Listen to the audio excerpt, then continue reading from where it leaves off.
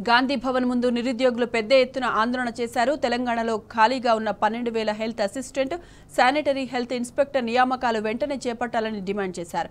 ఎన్నికల్లో నిరుద్యోగులకు ఇచ్చిన మాట ప్రకారం ఉద్యోగాలు భర్తీ చేయాలన్నారు. ప్రభుత్వానికి వ్యతిరేకంగా పెద్ద ఎత్తున నినాదాలు చేశారు. ఉద్యోగాలు భర్తీ చేయకుంటే ఆందోళన ఉధృతం చేస్తామని హెచ్చరించారు.